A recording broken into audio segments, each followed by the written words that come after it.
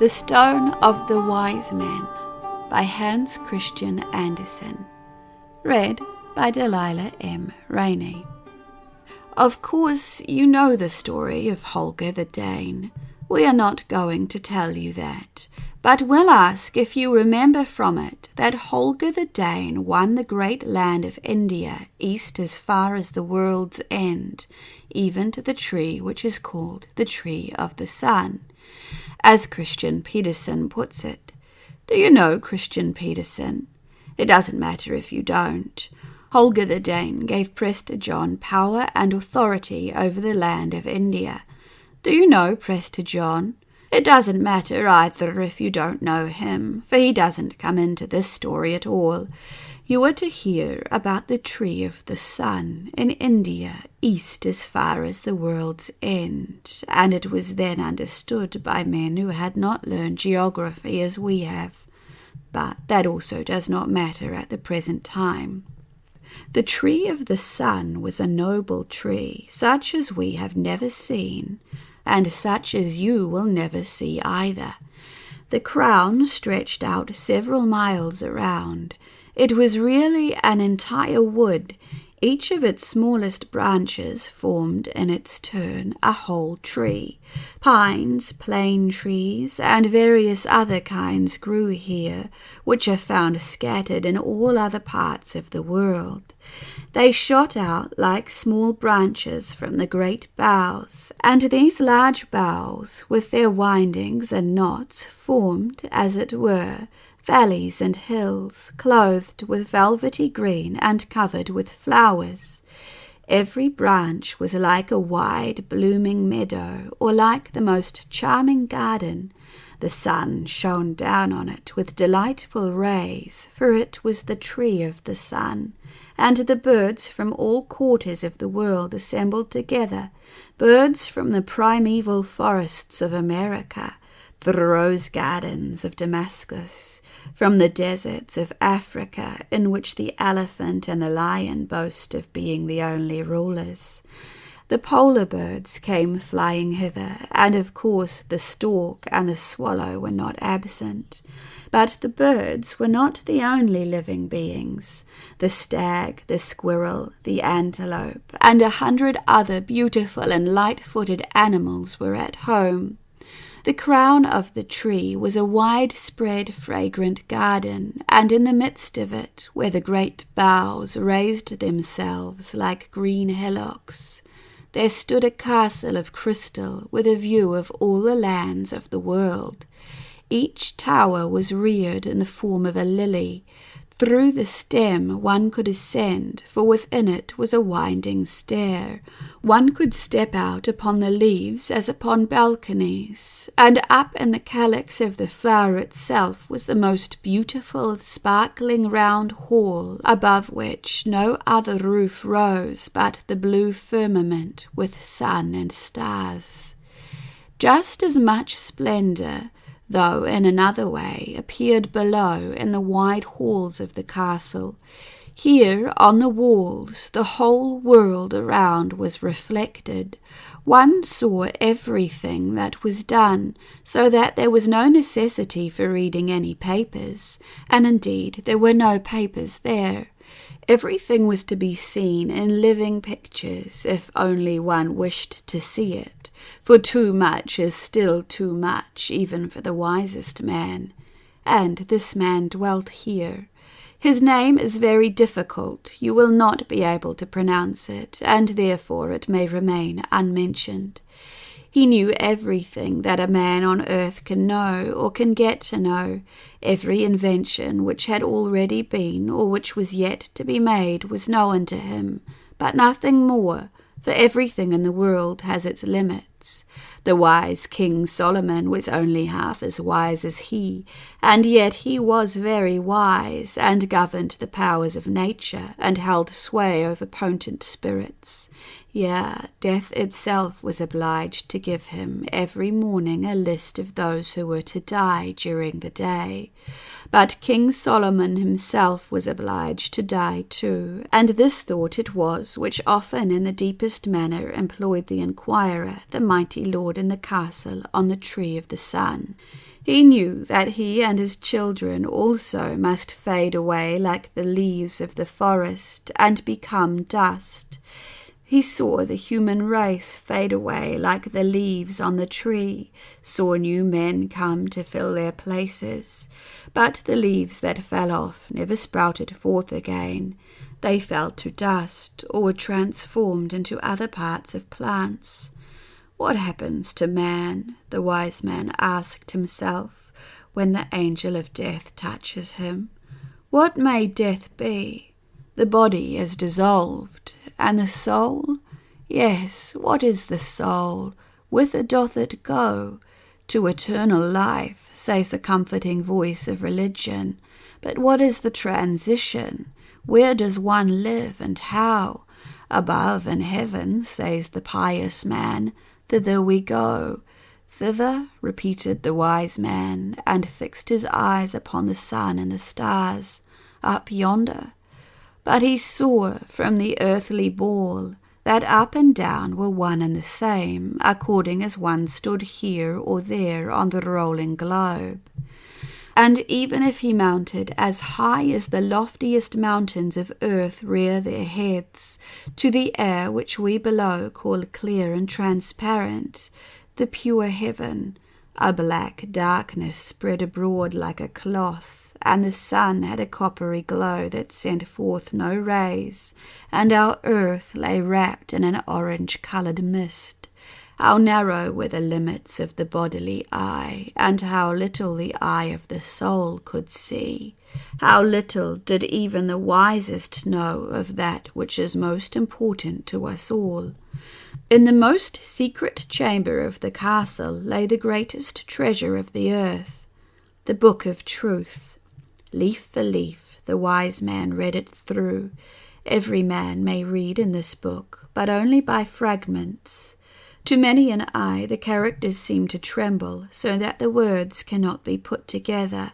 On certain pages the writing often seems so pale, so faded, that only a blank leaf appears. The wiser a man becomes, the more he can read, and the wisest read most. For that purpose he knew how to unite the sunlight and the starlight with the light of reason and of hidden powers, and through this stronger light many things came clearly before him from the page. But in the division of the book whose title is Life After Death, not even one point was to be distinctly seen. That pained him. Should he not be able here upon earth to obtain a light by which everything should become clear to him that stood written in the book of truth? Like the wise King Solomon, he understood the language of the animals and could interpret their talk and their songs. But that made him none the wiser. He found out the forces of plants and metals, the forces to be used for the cure of diseases, for delaying death, but none that could destroy death. In all created things that were within his reach, he sought the light that should shine upon the certainty of an eternal life, but he found it not. The book of truth lay before him with leaves that appeared blank. Christianity showed him in the Bible words of promise of an eternal life, but he wanted to read it in his book, and in that he saw nothing. He had 5 children, 4 sons, educated as well as the children of the wisest father could be, and a daughter, fair, mild, and clever, but blind. Yet this appeared no loss to her. Her father and brothers were eyes to her, and the vividness of her feelings saw for her. Never had the sons gone farther from the castle than the branches of the tree extended, still less the sister. They were happy children in the land of childhood, in the beautiful, fragrant tree of the sun. Like all children, they were very glad when any story was related to them, and the father told them many things that other children would not have understood. But these were just as clever as most grown-up people are among us. He explained to them what they saw in the living pictures on the castle walls, the doings of men and the march of events in all the lands of the world. And often the sons expressed the wish that they could be present in all the great deeds and take part in them, and their father then told them that out in the world it was difficult and toilsome, that the world was not quite what it appeared to them from their beauteous home. He spoke to them of the true, the beautiful, and the good, and told them that these three things held the world together, and that under the pressure they had to endure, they became hardened into a precious stone, clearer than the water of a diamond. A jewel whose splendor had value with God, and whose brightness outshone everything, and which was called the stone of the wise. He told them that just as one through created things could attain the knowledge of God, so through men themselves could one attain to the certainty that such a jewel as the stone of the wise existed. He could not tell them any more about it, for he knew no more. This narration would have exceeded the perception of other children, but these children understood it, and at length other children too will learn to comprehend its meaning. They questioned their father concerning the true, the beautiful, and the good, and he explained it to them, told them many things, and told them also that God, when he made man out of the dust of the earth, gave 5 kisses to his work, fiery kisses, heart kisses, which we now call the 5 senses. Through these, the true, the beautiful, and the good is seen, perceived, and understood. Through these it is valued, protected, and furthered. 5 senses have been given bodily and mentally, inwardly and outwardly, to body and soul. The children reflected deeply upon all these things. They meditated upon them by day and night. Then the eldest of the brothers dreamed a splendid dream. Strangely enough, the second brother had the same dream, and the third and the fourth brother likewise. All of them dreamed exactly the same thing, namely that each went out into the world and found the stone of the wise, which gleamed like a beaming light on his forehead, when, in the dawn, he rode back on his swift horse over the velvety green meadows of his home into the castle of his father, and the jewel threw such heavenly light and radiance upon the leaves of the book that everything was illuminated that stood written concerning the life beyond the grave. But the sister dreamed nothing about going out into the wide world. It never entered her mind. Her world was her father's house. "I shall ride forth into the wide world," said the eldest brother. "I must try what life is like there, and go to and fro among men. I will practice only the good and the true. With these I will protect the beautiful. Much shall change for the better when I am there." Now his thoughts were bold and great, as our thoughts generally are at home in the corner of the hearth, before we have gone forth into the world and have encountered wind and rain, and thorns and thistles. In him and in all his brothers the 5 senses were highly developed, inwardly and outwardly, but each of them had one sense which in keenness and development surpassed the other 4. In the case of the eldest, this was sight. This was to do him especial service. He said he had eyes for all time, eyes for all nations, eyes that could look into the depths of the earth where the treasures lie hidden, and deep into the hearts of men, as though nothing but a pane of glass were placed before them. He could read more than we can on the cheek that blushes or grows pale, in the eye that weeps or smiles. Stags and antelopes escorted him to the boundary of his home towards the west, and there the wild swans received him and flew northwest. He followed them, and now he had gone far out into the world, far from the land of his father that extended eastward to the end of the earth. but how he opened his eyes in astonishment. Many things were here to be seen, and many things appear very different when a man beholds them with his own eyes, from when he merely sees them in a picture, as the son had done in his father's house, however faithful the picture may be. At the outset he nearly lost his eyes in astonishment at all the rubbish and all the masquerading stuff put forward to represent the beautiful, but he did not quite lose them. He had other use for them. He wished to go thoroughly and honestly to work in the understanding of the beautiful, the true, and the good. But how were these represented in the world? He saw that often the garland that belonged to the beautiful was given to the hideous, that the good was often passed by without notice, while mediocrity was applauded when it should have been hissed off. People looked to the dress and not to the wearer, asked for a name and not for dessert, and went more by reputation than by service. It was the same thing everywhere. "I see I must attack these things vigorously," he said, and attacked them with vigor accordingly. But while he was looking for the truth came the evil one, the father of lies. Gladly would the fiend have plucked out the eyes of this seer, but that would have been too direct. The devil works in a more cunning way.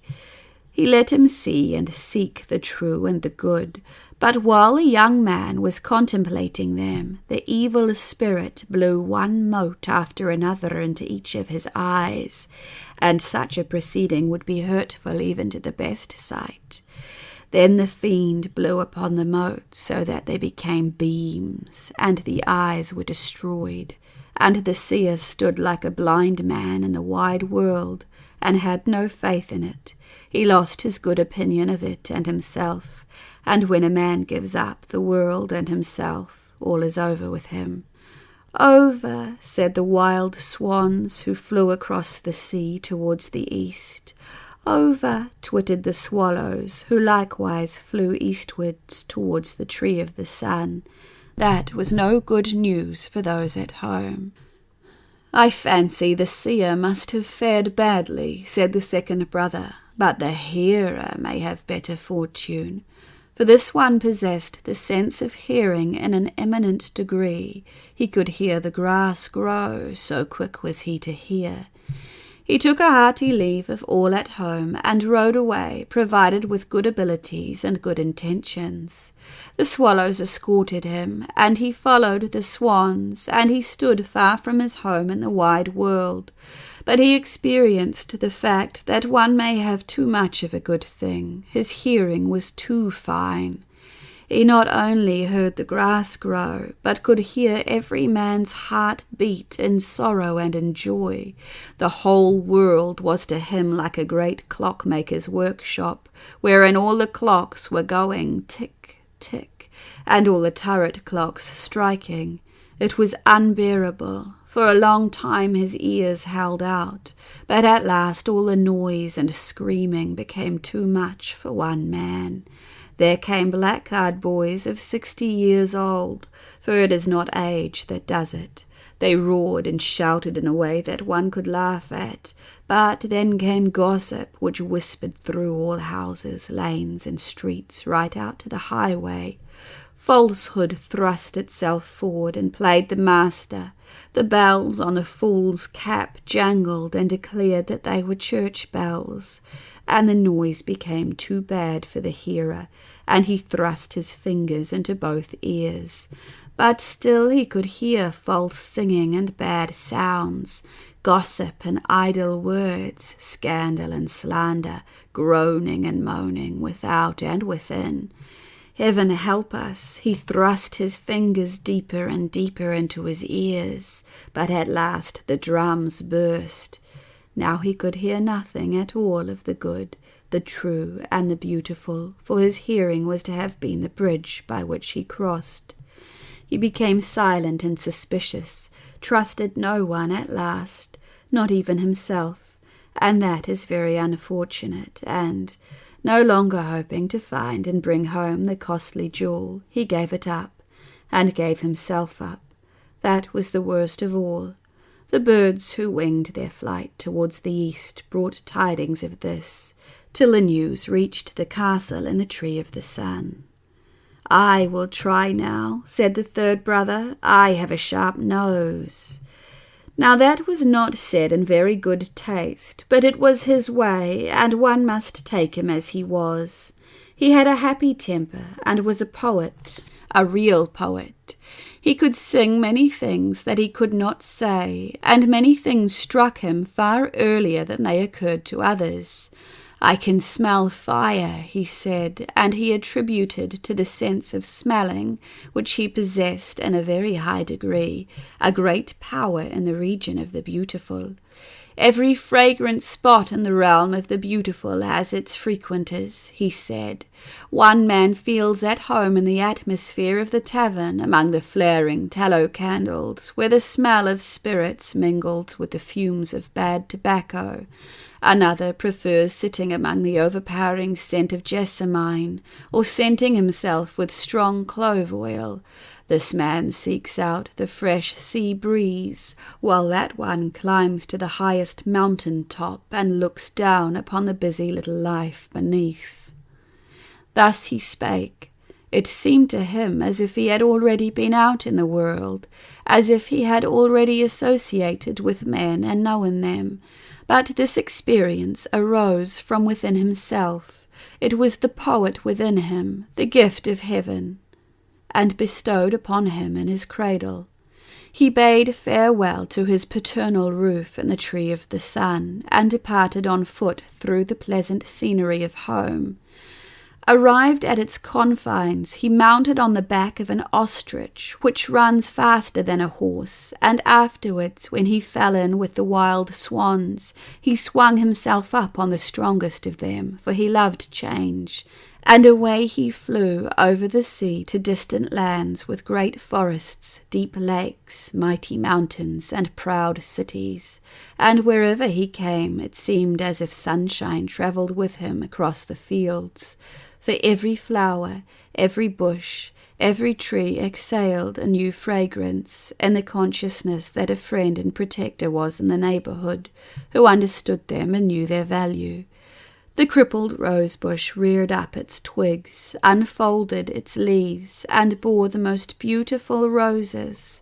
Every one could see it, and even the black, damp wood-snail noticed its beauty. "I will give my seal to the flower," said the snail. "I have spit on it, and I can do no more for it." "Thus it always fares with the beautiful in this world," said the poet, and he sang a song concerning it, sang it in his own way, but nobody listened. Then he gave the drummer 2 pence and a peacock's feather, and set the song for the drum, and it drummed in all the streets of the town, and the people heard it, and said that they understood it, it was so deep. And the poet sang several songs of the beautiful, the true, and the good. His songs were listened to in the tavern, where the tallow candles smoked, in the fresh meadow, in the forest, and on the high seas. It appeared as if this brother was to have better fortune than the 2 others. But the evil spirit was angry at this, and accordingly he set to work with incense powder and incense smoke, which he can prepare so artfully as to confuse an angel, and how much more, therefore, a poor poet. The evil one knows how to take that kind of people. He surrounded the poet so completely with incense that the man lost his head, and forgot his mission and his home, and at last himself, and ended in smoke. But when the little birds heard of this, they mourned, and for 3 days they sang not one song. The black wood snail became blacker still, not for grief, but for envy.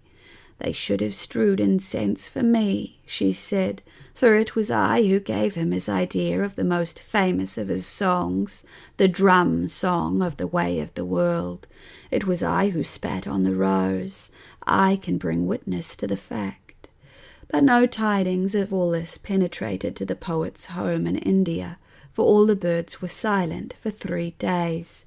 And when the time of mourning was over, their grief had been so deep that they had forgotten for whom they wept. That's the usual way. Now I shall have to go out into the world, to disappear like the rest, said the fourth brother. He had just as good a humour as the third, but he was no poet, and so he had a good reason to have good humour. Those two had filled the castle with cheerfulness, and now the last cheerfulness was going away.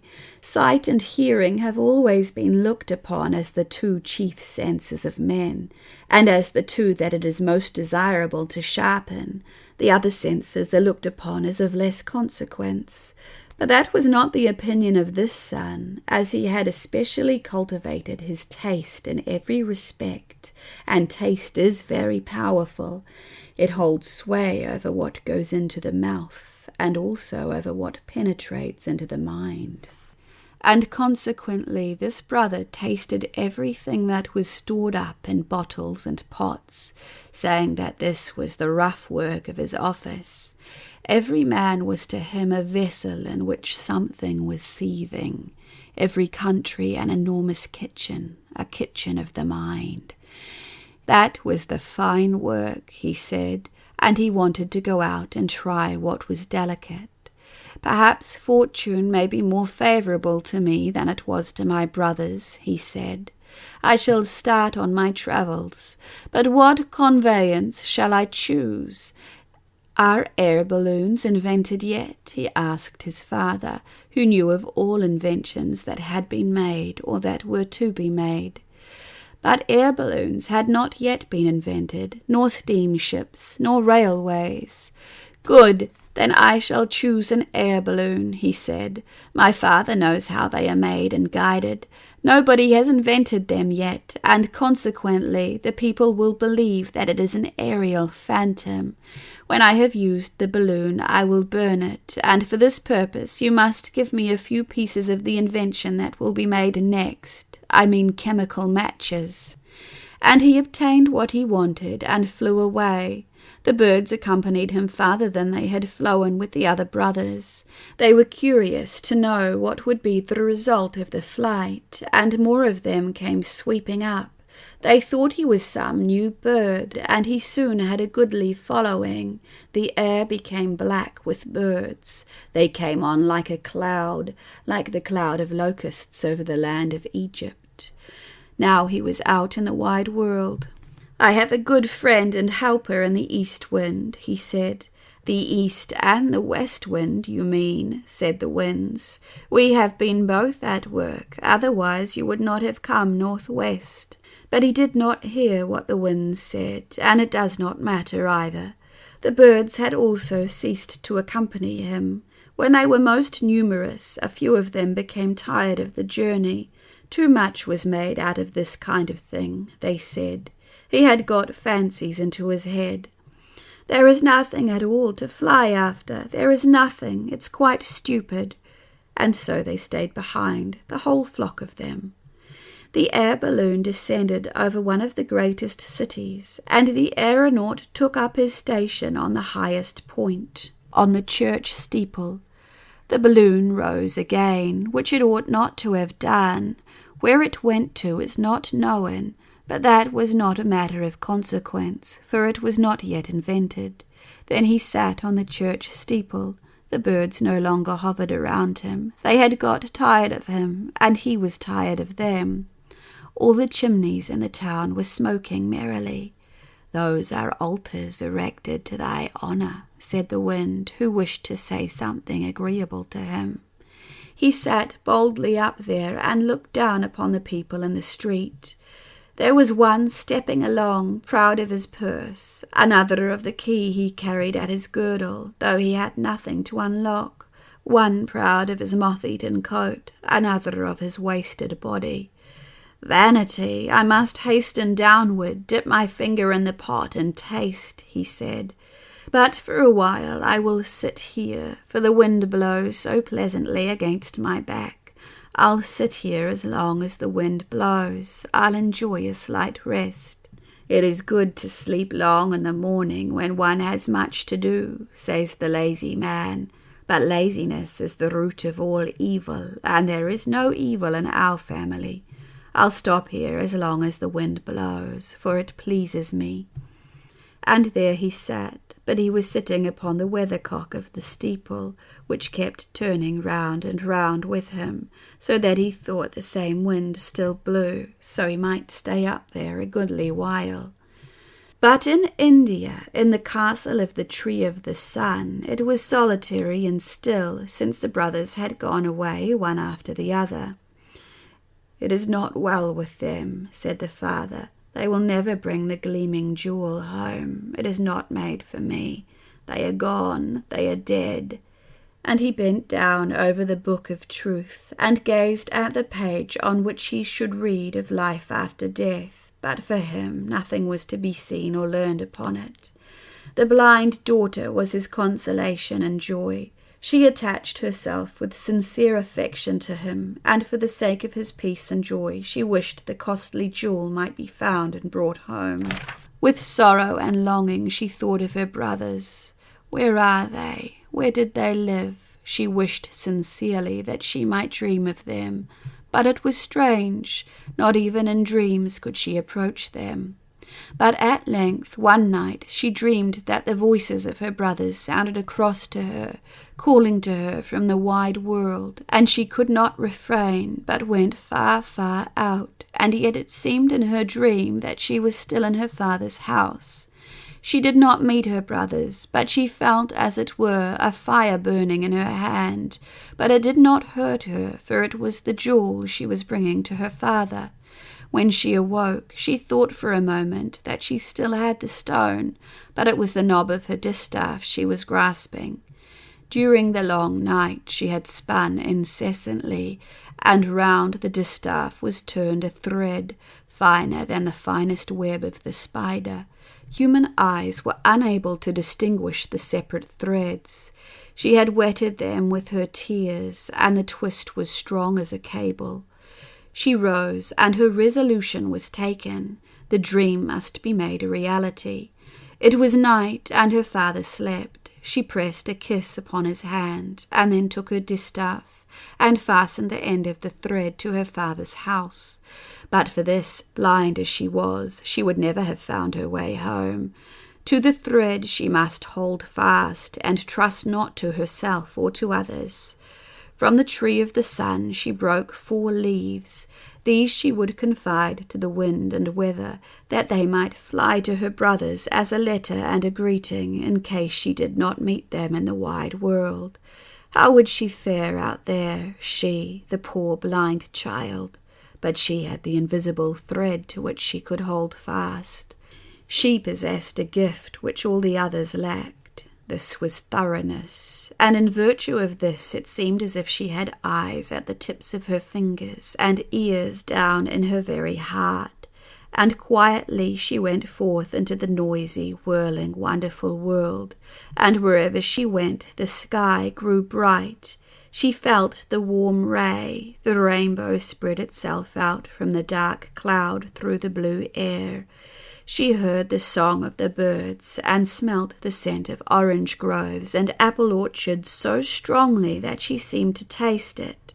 Soft tones and charming songs reached her ear, but also howling and roaring, and thoughts and opinions sounded in strange contradiction to each other. Into the innermost depths of her heart penetrated the echoes of human thoughts and feelings. One chorus sounded darkly, "The life of the earth is a shadow vain, a night created for sorrow." But then came another strain, "The life of the earth is the scent of the rose, with its sunshine and its pleasure." And if one strophe sounded painfully, "Each mortal thinks of himself alone. This truth has been shown, how often?" On the other side the answer pealed forth, "A mighty stream of warmest love all through the world shall bear us." She heard indeed the words, "In each little petty whirl here below, each thing shows mean and paltry." But then came also the comfort. Many things great and good are achieved, that the ear of man heareth never.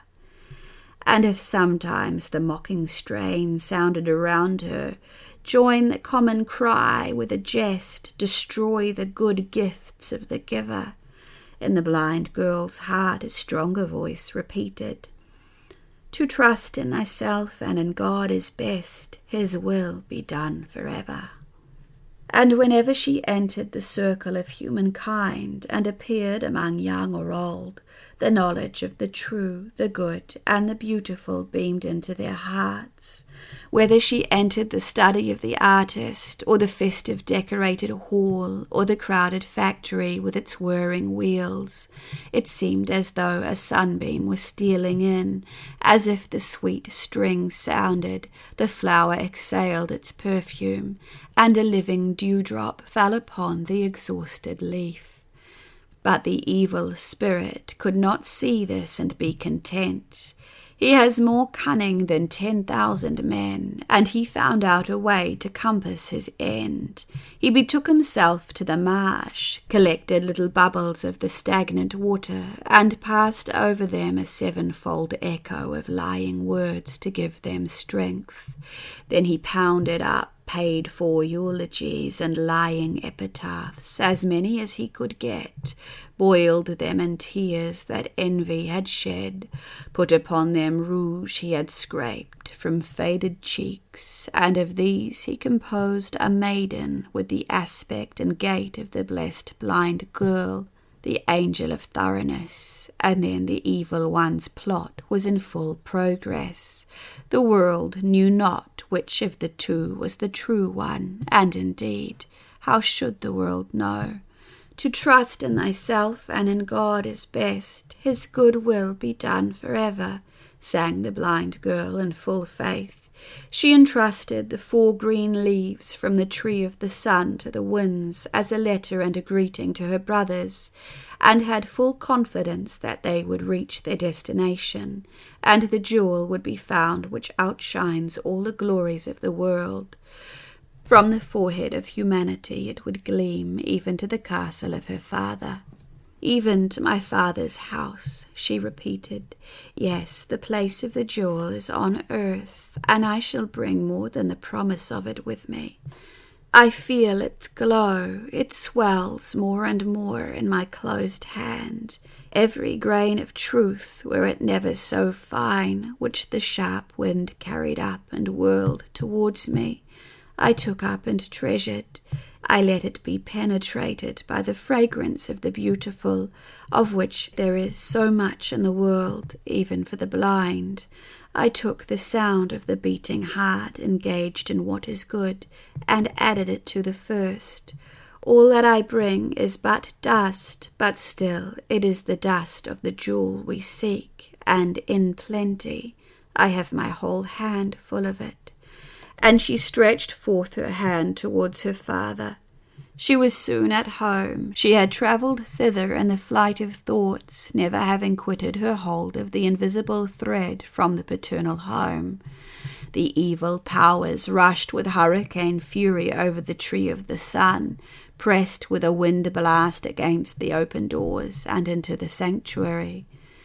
"It will be blown away by the wind," said the father, and he seized the hand she opened. "No," she replied with quiet confidence, "it cannot be blown away. I feel the beam warming my very soul." And the father became aware of a glancing flame, there where the shining dust poured out of her hand over the book of truth that was to tell of the certainty of an everlasting life. And on it stood one shining word, only one word, faith. And with the father and daughter were again the 4 brothers. When the green leaf fell upon the bosom of each, a longing for home had seized them and led them back. They had arrived. The birds of passage, and the stag, the antelope, and all the creatures of the forest followed them, for all wished to have part in their joy. We have often seen where a sunbeam bursts through a crack in the door into a dusty room, how a whirling column of dust seems circling around. But this was not poor and insignificant like common dust, for even the rainbow is dead in colour compared with the beauty which showed itself. Thus, from the leaf of the book, with the beaming word faith, arose every grain of truth, decked with the charms of the beautiful and the good, burning brighter than the mighty pillar of flame that led Moses and the children of Israel through the desert. And from the word faith went the bridge of hope, the infinite. The end.